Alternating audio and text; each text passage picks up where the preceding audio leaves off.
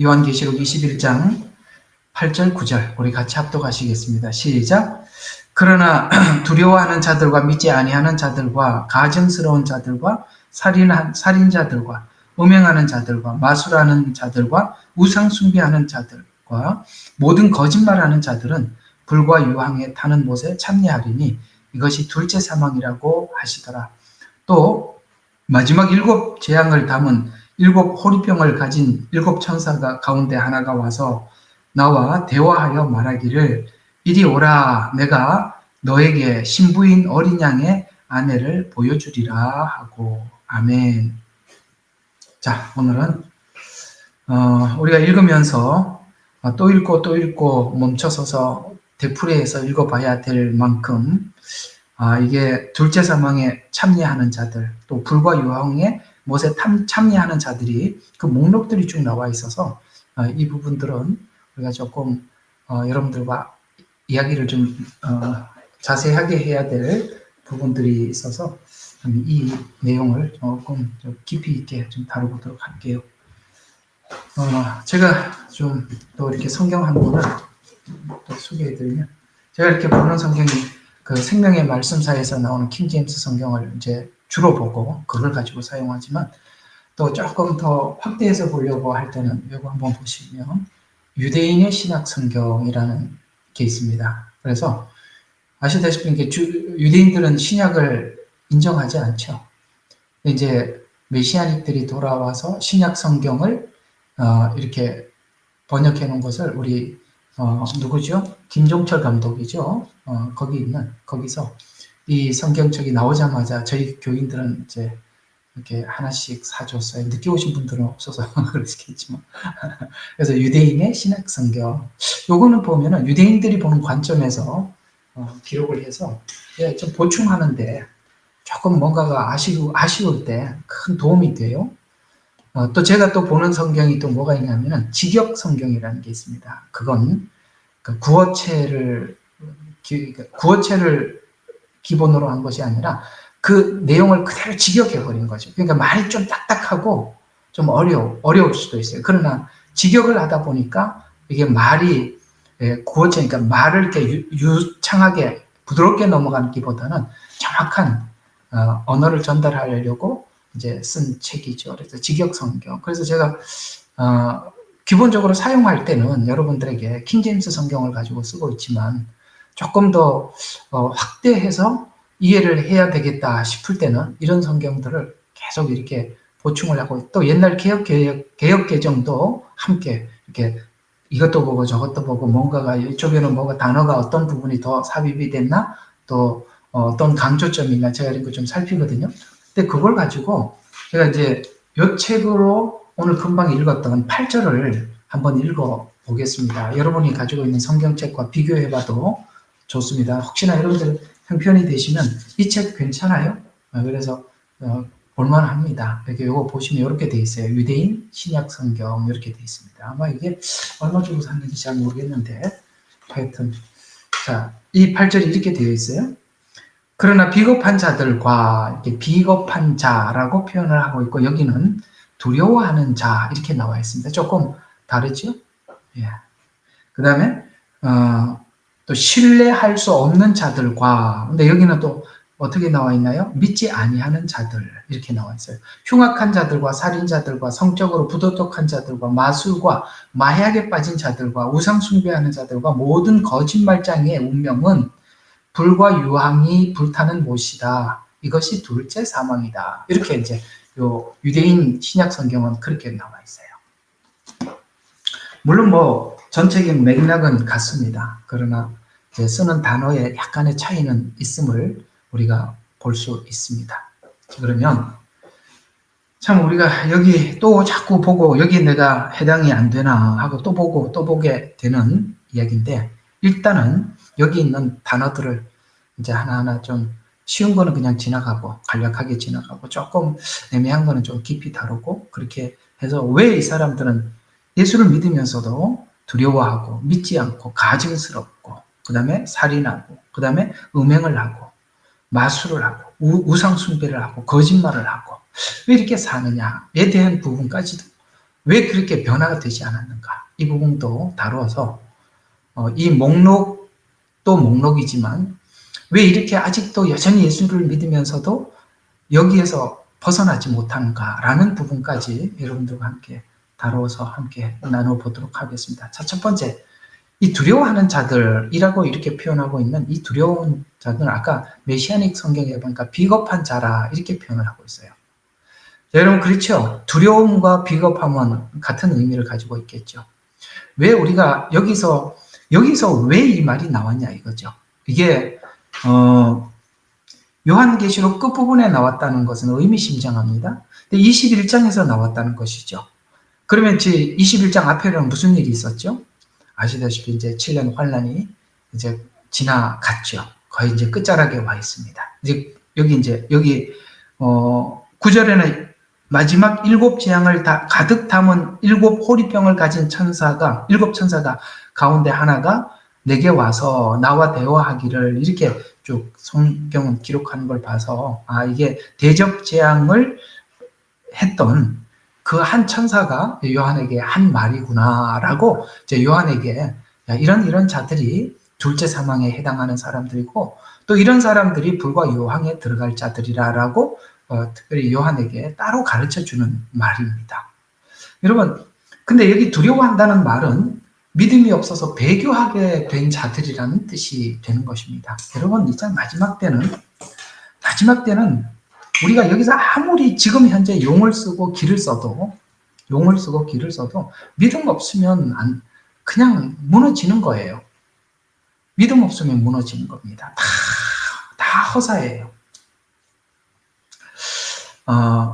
이 믿음 없음. 저는 이제 좀 비슷한, 여기 있는 이 비슷한 어떤 상황을 한번 제가 겪으면서 참 많은 생각을 하게 되고, 실제 이거는 안 겪어본 사람들은 잘 모르긴 한데, 중국에 있을 때 어떤 장로님이 저희 때 와서, 자기가 이제 여기저기 많은 선교지를 다녀봤다는 거예요. 그러시면서 하시는 말씀이 그러는 거예요. 선교사님들이 중국인들에게 설교를 하고 강의를 하고 외칠 때는 죽어도 예수를 믿어야 된다. 생명과 바꿀 수 없다. 우리 신앙은 어떤 핍박이 와도 견뎌야 한다. 순교의 자리에 가서도 순교해야 된다. 이렇게 외치는 소리를 어디를 가도 그렇게 설교를 하시더라는 거예요. 그런데 자기가 어떤 상황을 맞았냐면 공안들이 막 쳐들어왔을 때 그렇게 막 설교할 때는 외쳤던 선교사님들이 공안을 딱 보자 얼굴이 확 사슬에 뭐라고 해야 되나 이 두려움에 그런 걸 보고 아니 저 사람들이 외친 거 하고 상황이 닥치니까 이렇게 다를 수가 있나 이런 얘기를 한번 제게 하시더라고요. 근데 실제 내게 또 그런 상황이 왔지 않습니까? 실제 그런 상황이 왔는데 저는 모르겠습니다. 앞에 있는 사람들이 제 얼굴을 어떻게 봤는지는 모르겠어요. 어쨌든 제가 두려워하는 자들이라는 설명을 좀 해드리려고 하는 거예요. 근데 졸업식 하는 날 이제 뒤에 이렇게 앉아서 졸업식을 열심히 하고 있는데 그 시간에 이제 그 중국인 목사님 설교를 하고 계셨어요. 근데 아이고 세상에 뒷문이 활짝 열리면서 공안들이 얼마나 계속 밀려 들어오는데 꽉 찬 거예요. 뒤쪽에 카메라를 찍고 그 다음에 또 한 종교국에 있는 사람은 와서 우리가 허가증이 있었기 때문에 우리가 아무 그거 없이 했는데 허가증을 탁 떼면서 하는 말이 지금부터는 불법이야. 아니 자기가 허가증을 내주고 지금부터 불법이래. 그래서 중국인 목사님이 막 대항했죠. 당신이 허가증을 내주고 불법이 이게 이런 경우가 어디 있냐 하니까 자기 마음대로라는 거야. 이게 뭐 하여튼 그 나라는 그렇습니다. 뭐 증이 있다고 보호받는 것도 아니고 없다고 보호받는 것도 아닌 것 같아요. 참 기가 막혔어요. 그때 제가 어떤 생각이 번쩍 스치고 지나갔냐면 이게 참 큰 도움이 돼요. 제가 그때 경험했던 그게 딱 하나님이 어떤 마음을 딱 주시냐면은 지금 저는 이제 그 강대선 앞쪽에 있고 이제 우리 학생들은 다 이렇게 교회 이렇게 의자에 앉아 있잖아요. 그래서 제게 주시는 마음이 뭐냐면 내가 마지막으로 이 학생들에게 내 표정으로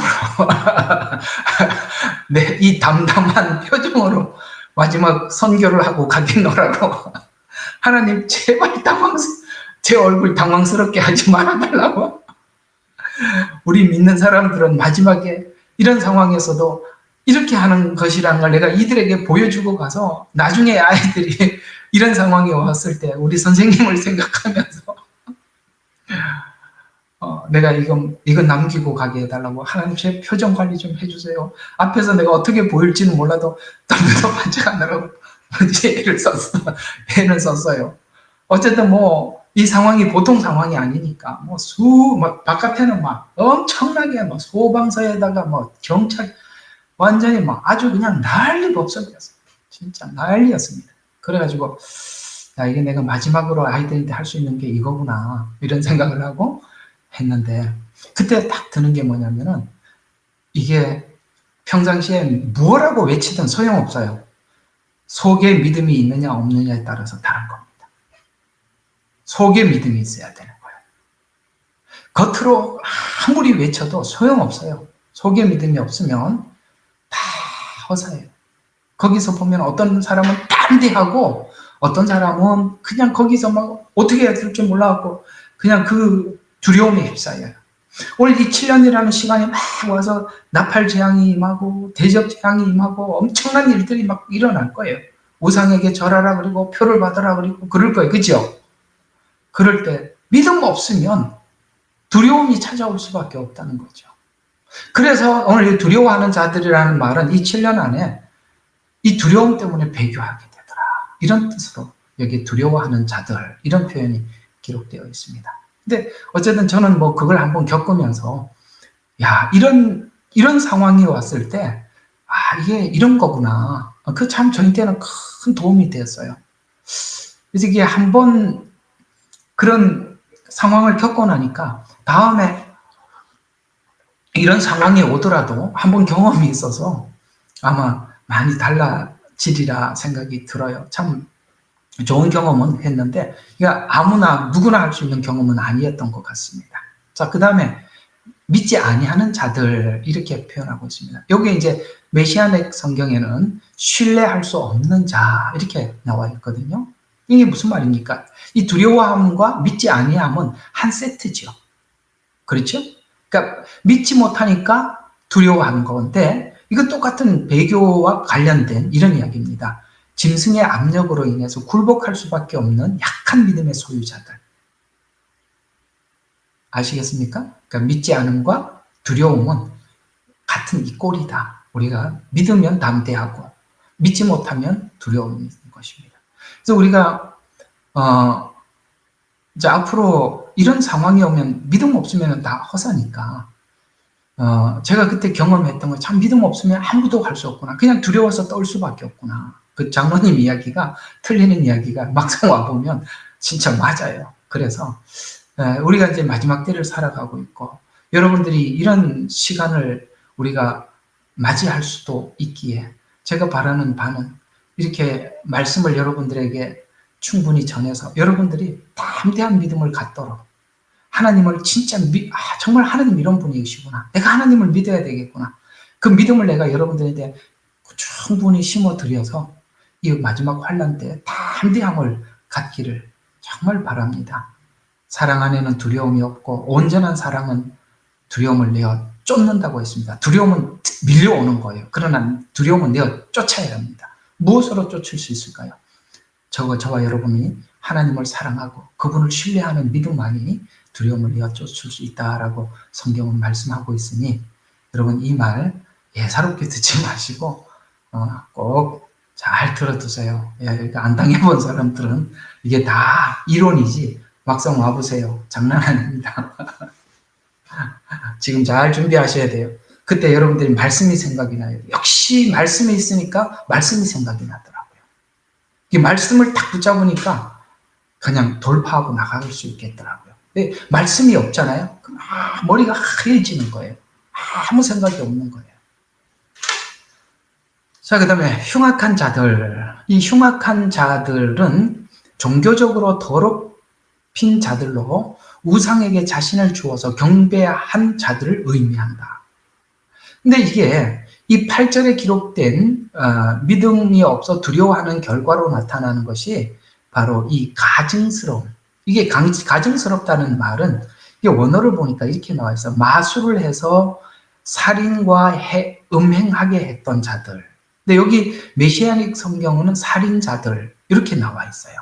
살인자들, 가증스러운 자들, 살인자들 이렇게 나와 있는데 이게 이제 또 원어에 보면은 또 이렇게도 나와 있어요. 독을 섞은 사람들.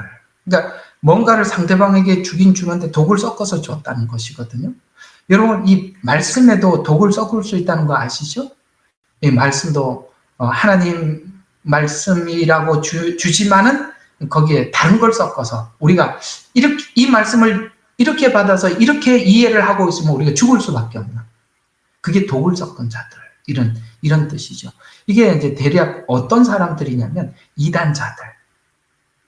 오늘 여기 요한계시록대로 표현하자면 거짓 선지자들 이렇게 되는 것이거든요. 자, 그러면 정리하면 이런 이야기가 되는 것입니다. 계시록 시대의 짐승의 힘으로 사람들을 현혹시켜서 말로나 어떤 조종하는 도구로 현혹을 시켜서 사람을 죽이기 위해서 의도적으로 사람들을 현혹시킨. 그러니까 성경에 보면은 이단자들을 성경은 이야기하면서 그들은 자기 배만을 위해서 하나님을 섬긴다라고 말씀을 하고 있죠. 자기 배를 섬기는 자들이라고 이렇게 표현하고 있습니다. 그러니까 자기 이익을 위해서 사람들을 속인 거죠. 그런 사람들은 당연하죠. 그들은 다 뭐한 사람들이에요? 하나님께서 심판할 자들이요. 그 다음에 불못에 던질 자들이요. 둘째 사망에 참여할 자들이라 성경은 이들에 대해서 그렇게 이야기를 하고 있는데요.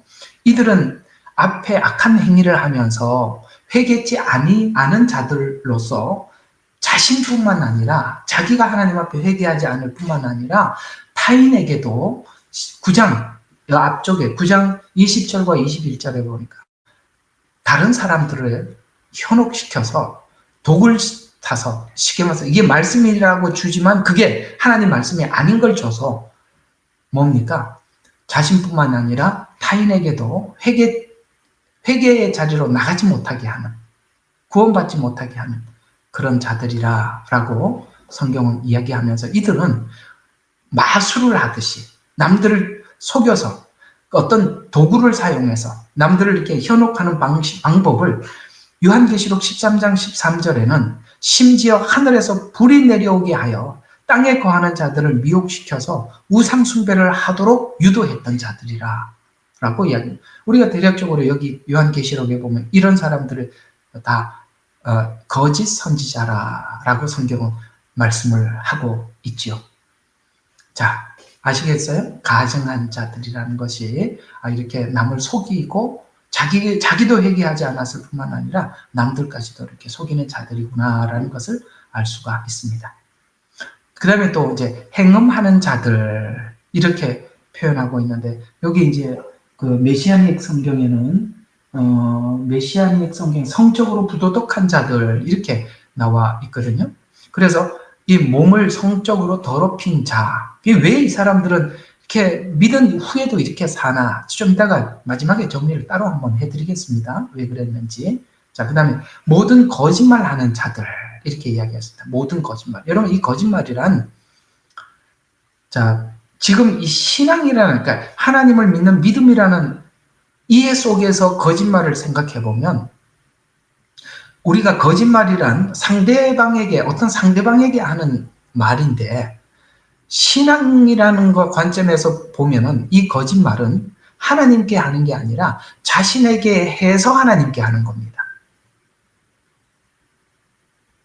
나를 속이기 때문에 하나님을 속이는 거거든요. 이게 무슨 말인가 싶지요? 여기 이제 풀어봅시다. 이게 왜 자기를 속이는 건지. 나를 속이는 것이 곧 하나님을 속이는 것이 기독교, 복음적인 관점에서 보면 그게 거짓말이라는 거예요. 자, 보세요. 믿음의 방해물은 자기가 자기 자신을 속이는 것임을 알 수 있어요. 자기가 자기를 속이는 거예요. 그래서 자기가 자신을 속일 때 속임을 당하게 되고, 아까 내가 나를 속일 때 속임을 당하게 된다는 것은 누구에게 속임을 당할까요? 여기 가증스러운 자들, 거짓 선지자들에게 자기가 자기를 속는, 그러니까 자기가 자기를 속이는 자들이 거짓 선지자들에게 속임을 당하는 겁니다. 이 화면을 열어놓고 보는 사람들이라도 이해가 안 가면 안 간다고 말을 하고, 이해가 가면 이렇게 해주셔야죠. 보세요. 자기가 자기를 속이는 자들이 거짓 선지자들에게 속는 거예요. 무슨 말이냐면 자기가 자기를 속이고 자기가 자기를 속여서 이 속이는 것으로 안심하고 싶은데 거짓 선지자들이 그렇게 해도 괜찮다라고 얘기를 해주니까 그 거짓 선지자들을 따라갈 수밖에 없는 거예요. 구조가 그렇다 이 말이에요. 예. 내가 하나님 앞에 복음 앞에서 복음이 하라는 대로, 복음이 요구하는 대로 내가 더하거나 빼지 않고 정직하게 못하면 못하는 대로 하나님 앞에 노력을 하고, 되면 되는 대로 하나님 앞에 겸손하고, 하나님 이 복음이 말해준 그 복음 앞에서 잘하든 못하든 내가 하나님 앞에 진실하면 거짓말하는 사람들의 거짓말을 금방 분별을 할 수가 있는데, 근데 내가 나를 속이면 내가 나를 속이는 것에서 내가 안심하고 싶은 마음이 있어요. 그 안심하라고 거짓 선지자들은 속인다 이 말이에요. 그래서 우리가 그들에게 속는 거죠. 그러니까 누가 속겠어요? 자기가 자기를 속이는 자가 속게 돼 있다 이 말이에요. 그 말이잖아요. 그래서 우리가 이 말씀 한번 봐요. 누가복음 11장 39절과 44절. 이 자기가 자기를 속이는 바리새인들에 관해서 하나님 예수님께서 하신 말씀을 한번 우리 같이 한번 들어볼까요? 자기가 자기를 속여서 어떻게 되나?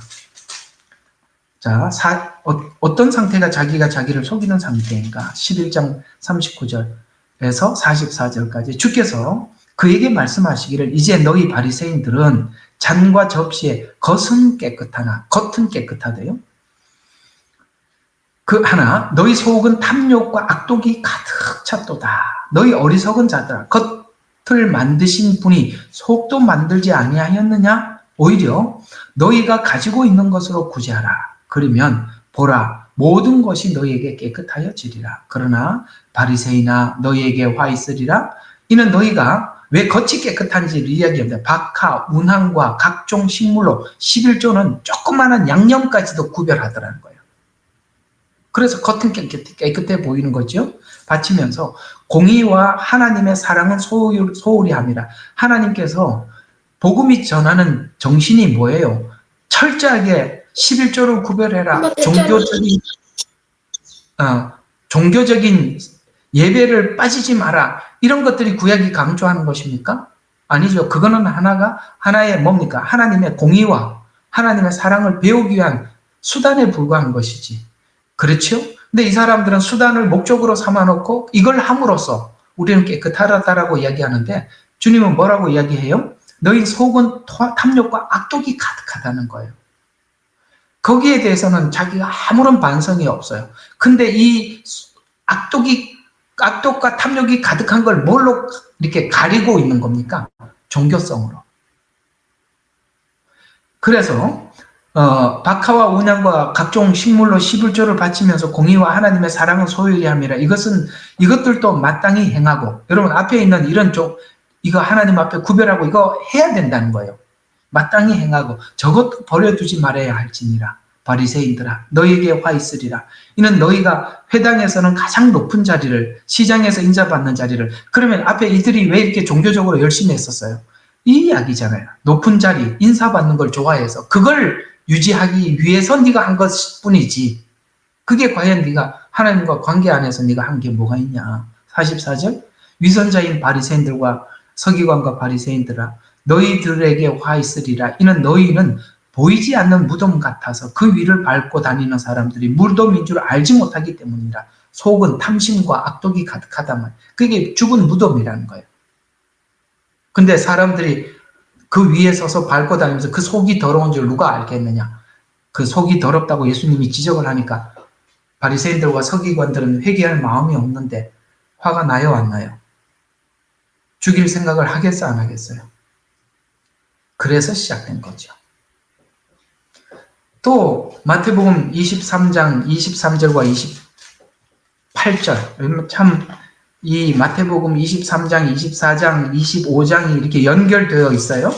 어쨌든 23장이 이렇게 이야기가 시작됩니다. 23절부터 28절까지 보면 위선자인 서기관과 바리새인들아 너희에게 화 있으리라. 이는 너희가 박하와 똑같지요?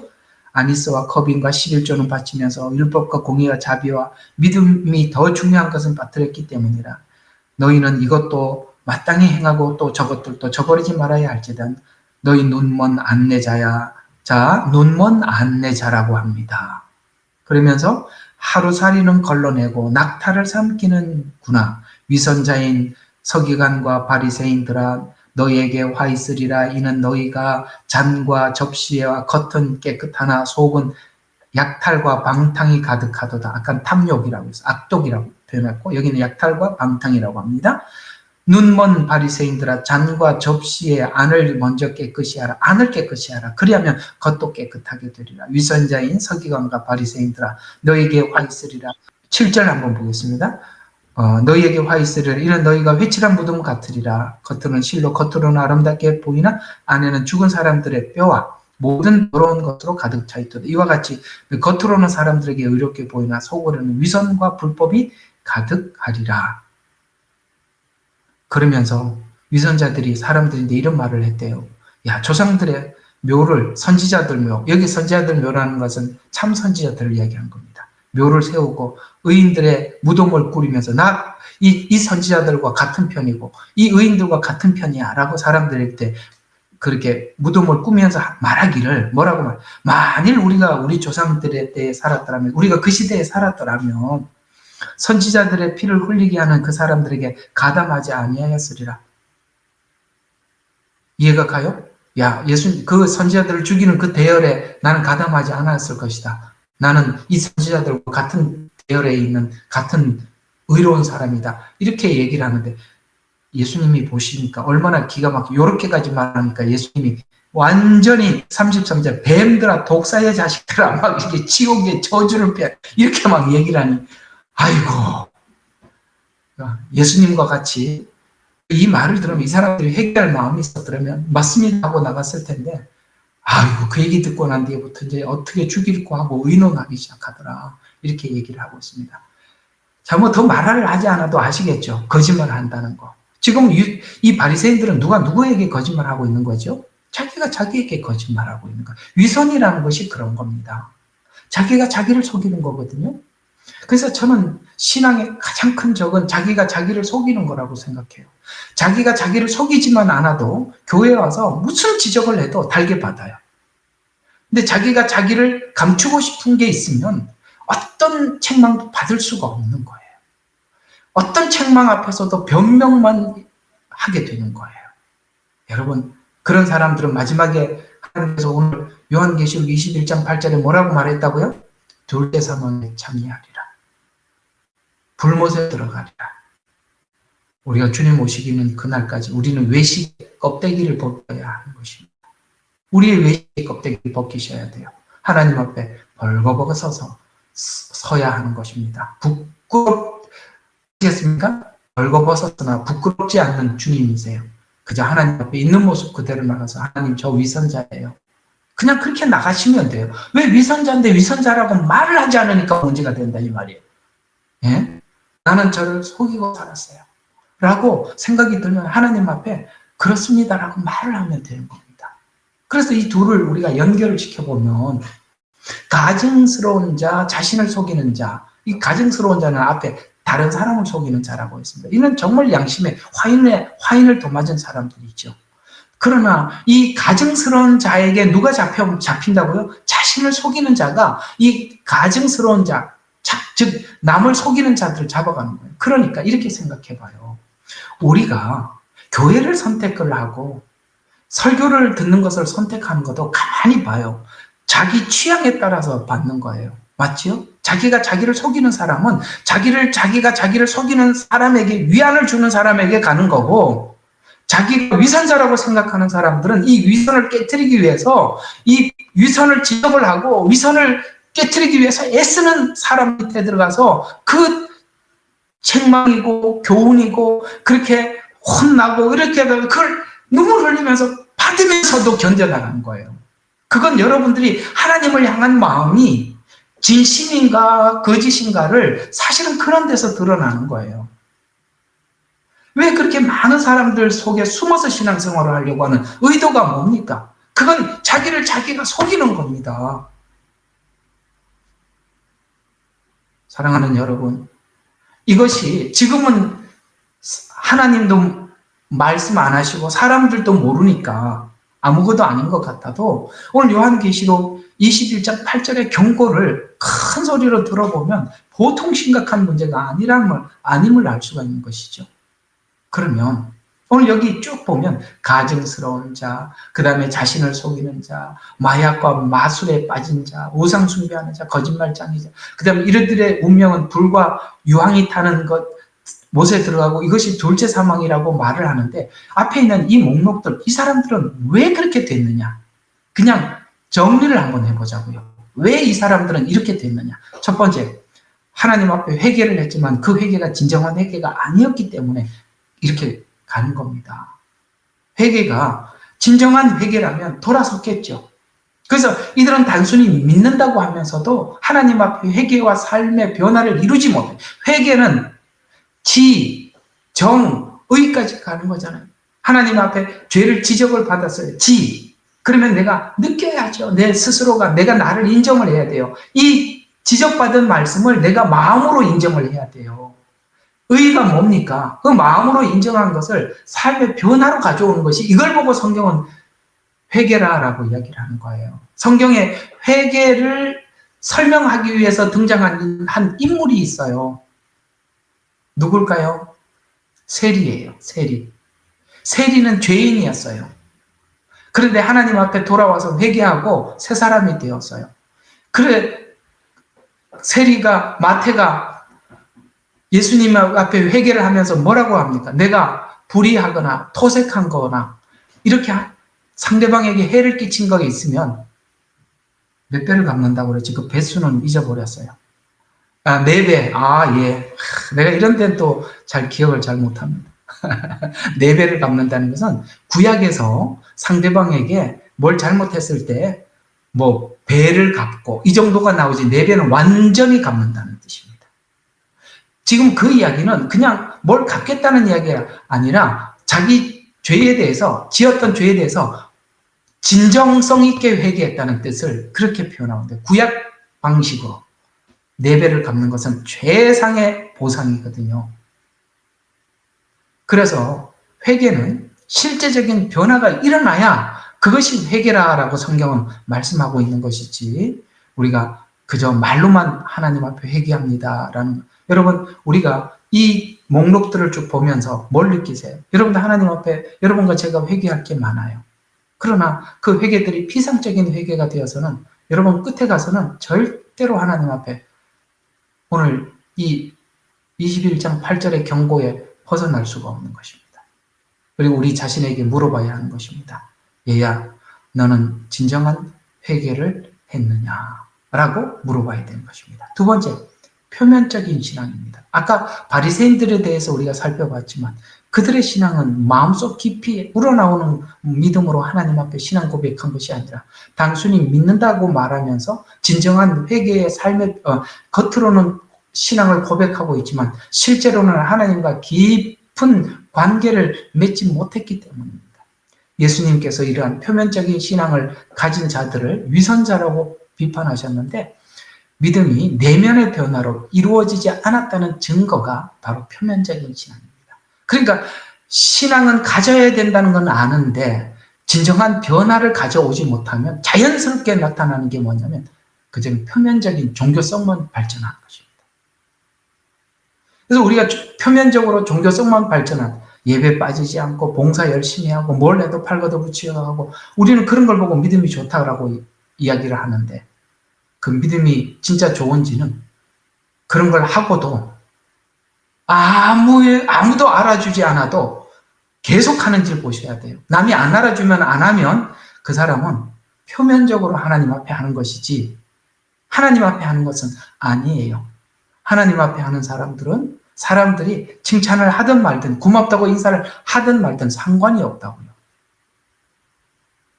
그 다음, 자기 힘으로 믿음을 소유하려 했기 때문입니다. 여러분, 우리가 자기 의지로 나를 바꿔보려고 한 거, 여러분 반드시 걸려 넘어지게. 여기 있는 목록 중에 어디도 피해갈 수가 없어요. 우리는 우리 의지로 이걸 바꿔놓은 것은 한계가 있거든요. 그러나 우리가 하나님이 바꿔놓으면 이걸 넘어갈 수가 있는 것입니다. 그 다음에 성화 과정을 실패했다는 것입니다. 믿음은 성화가 필연적입니다. 여러분, 믿으면 반드시 뭐가 있어요? 성화가 있어요. 로마서 이제 저희들과 저와 함께 이제 주일 낮 예배 에스겔서 끝나면 로마서 들어갈 거예요. 로마서에 가보면 믿어 순종케 하려고 이 복음을 기록했다 그랬습니다. 믿어는 앞에 믿어는 칭의를 설명한다면 순종케 하려고는 성화를 이야기하는 자발적인 변화. 그래서 우리가 믿었다면 당연히 따라오는 것이 뭡니까? 변화, 성화예요. 그러나 성화에 대한 이해 부족은 복음이 목적하는 것을 알지 못하고 그저 이 성경이 이야기하는 것을 교리적이고 종교적으로 이해하려는 사람은 필연적으로 이 성화는 불가능한 것입니다. 여러분, 교리적으로 알고 있는 복음이 성화, 전혀 손도 댈 수도 없고 가까이 갈 수도 없는 것입니다. 그 다음, 자기를 속인 것 때문에 지금 이런 증상이 나타나는 거거든요. 자기를 기만하면 진정한 변화가 필요 없다고 생각하게 돼요. 자기가 자기를 속이면 결국에는 자기를 계속 속이다가 어디로 가냐면 아니 나는 변화 안 돼도 천국 가지만 믿으면 간다는데 나는 믿는데 뭐 이렇게 된단 말이에요. 사실 여기에 안주한 사람들이 많이 있어요. 그러나 복음은 그렇게 설명하지 않고 있다는 것이죠. 그래서 자신의 죄를 정당화하거나 죄의 심각성을 인식하지 못한 채 살기 때문입니다. 그래서 자기 기만은 진정한 신앙과 회개로 나가는 것을 방해하는 것입니다. 자, 몇 가지 앞에 있는 목록들을 가지고 그 안에 왜 그랬는가를 몇 가지로 살펴봤어요. 진정한 회개 부족이다. 두 번째, 그 신앙이 그저 표면적으로만 하는 신앙에 불과할 뿐이다. 그 다음에 자기 힘으로 믿음을 소유하려고 하면 성화는 불가능하다. 그 다음에 성화 과정을 실패했다. 믿는다면 하나님이 목적하신 것이 우리의 성품의 변화라는 말이에요. 성품의 변화. 그걸 성화라고 우리는 그냥 이렇게 그 단어를 압축해서 쓰고 있는데, 그 다음에 자기를 속이는 거. 이게 제일 무서운 거예요. 모든 회복의 출발은 자기가 자기 자신에 대해서 솔직하게 시인하고 인정하는 데서부터 출발을 하는데 자기를 속여놓으면 뭣도 손을 댈 수가 없습니다. 제일 힘든 사람이 자기를 속이는 사람이거든요. 자, 그러면 이제 9절, 아이고, 이 9절을 하면 되겠나? 그럼 이것만 좀 합시다. 오늘 저녁에 좀 이렇게 뭘 배워야 될 것도 있다고 하니까 여기까지만 합시다. 자, 오늘 이제 21장 9절부터 11절 이게 단락만 좀 나눠볼게요. 9절부터 21절 전체는 어린 양 신부인 새 예루살렘의 아름다움에 대해서 이렇게 전체가 설명을 하고 있는데 여기까지는 이제 못 들어갈 자 이래갖고 딱 끊고 그 다음부터는 이제 성격이 전혀 다른 거예요. 이제 예루살렘에 대한 이야기. 여기까지는 이제 지옥에 들어갈 사람들의 목록 딱 이렇게 했다면 이제 9절부터는 전혀 다른 분위기로 넘어가는데 9절부터 10절은 새 예루살렘에 대한 환상. 그 다음에 11절부터 14절까지는 새 예루살렘의 12문과 12기초석, 그 입구를 설명해 주고 있죠. 12문 있고 12기초석이 있답니다. 그 다음에 15절과 17절에는 새 예루살렘의 크기가 얼마나냐. 그 다음에 18절부터 21절은 새 예루살렘의 건축 재료들. 뭐 이제 하다 보면 이제 기가 막히는 이야기들 좀 보석이 나오죠. 뭐 진주문이 나오기도 하고 기가 막히죠, 보석들. 근데 여기 있는 이제 이런 보석들이나 얘를 한번 보세요.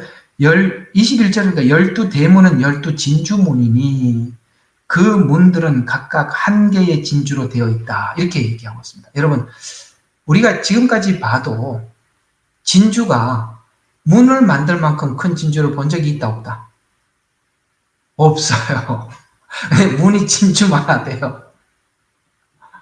아이고, 이거 도대체 뭔지 모르겠어요. 그 안에는 기본이 다 보석이랍니다. 여기 보석 살 필요 없어요. 거기 가면은 진짜 보석이 있으니까. 아시겠죠? 예, 우리 하나님 나라는 이렇다라고 말씀을 하고 있습니다. 오늘은 그저 이 8절에 있는 이 한 내용만 여러분들과 함께 나누었습니다. 이 8절 잘 여러분들이 그냥 대수롭게 여기시지 마시고 이런 것들이 다 복음에 대한 오해, 그 다음에 예수를 그냥 어떻게 하면 예수 믿는지 원리만 설명해줘, 이렇게 해서 원리만 아는 사람들, 다 이 목록에 속하는 것입니다. 신앙은 하나님과 우리의 관계라고 말을 했습니다. 이런 관점에서 한번 생각하면 여러분들께 많은 은혜가 있으리라 생각합니다. 오늘은 조금 일찍 마치고 제가 기도하고 또 아까 말씀드렸던 그거 조금 여러분들 좀 나눠야 될 필요가 있어서 나누고 마치도록 하겠습니다. 기도하겠습니다. 하나님, 오늘은 요한계시록 21장 8절을 통해서 이제 불과 유황에 타는 못에 참여할 자들, 또 둘째 사망에 참여할 자들이 누구인지에 관해서 설명을 하고 있는데, 이것은 분명히 복음에 대한 이해를 잘못했거나 아버지 하나님, 그저 예수님을 믿는다는 것이 그저 형식적이고 종교적이고 이런 형태로 복음을 이해한 사람들이 맞이할 수밖에 없는 것이라는 것을 우리는 이 목록에서 잘 보고 있습니다.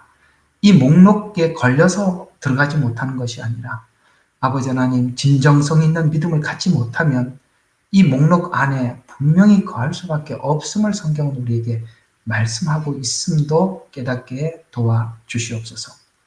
이 마지막 때 엄청난 배교가 일어날 것이라고도 말씀하고 있는데, 아버지 하나님, 그때 우리를 지켜줄 것은 하나님께서 주시는 말씀을 믿는 믿음 이외에는 아무것도 없음을 저희들이 알게 도와주시고, 아버지 하나님, 지금 하나님께서 우리 속에 심어주시는 이 귀한 말씀들이 훗날 우리를 믿음 가운데 굳게 세울 것으로 믿고 아버지 하나님 노력하게 해주시고 애쓰게 하여 주시옵소서.